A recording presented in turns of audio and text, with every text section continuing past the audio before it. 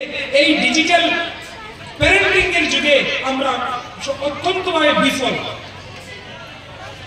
আমরা স্কুলে গিয়েই বলি, স্যার ও তো হাত থেকে মোবাইল রাখে না, ওই আপনার যা ইচ্ছা করুন, আপনার কাছে রেখে গেল,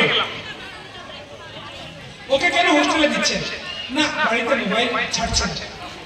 এই মোবাইলের সময় এই ডিজিটাল প্যারেন্টিং এ আপনি কি করবেন, আপনার কি করার আছে, কিভাবে আপনি তাকে রক্ষা করবেন, কোন দিন কোথায় ফেসে যাবে।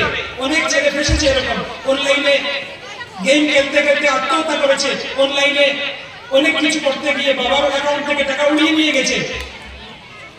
বাবা বাজারে গেছে, মোবাইল থেকে ওয়ালেট থেকে আধা ঘন্টার ভিতরে ফোন পে ইনস্টল করে, ফোন পে থেকে টাকা ট্রান্সফার করে ফোন পে আবার আনইনস্টল করে দিয়েছে।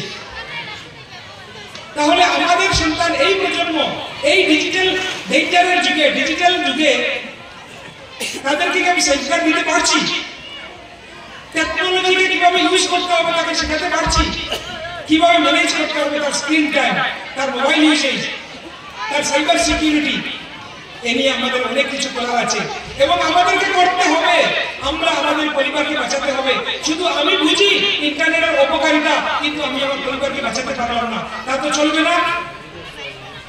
সূরা তাহরিমের 6 নম্বর আয়াতে আল্লাহ তাআলা বলেন, ইয়া আইয়ুহাল্লাযীনা আমানু কু আনফুসাকুম ওয়া আহলিকুম নারা ওয়াকুদুহা আন-নাস ওয়াল হিজারা।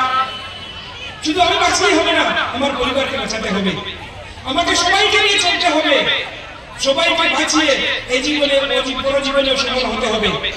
হায়াত লেকে চলো কায়নাত লেকে চলো, হায়াত লেকে চলো কায়নাত লেকে চলো, চলো তো সারে জমানে কো সাথ লেকে চলো।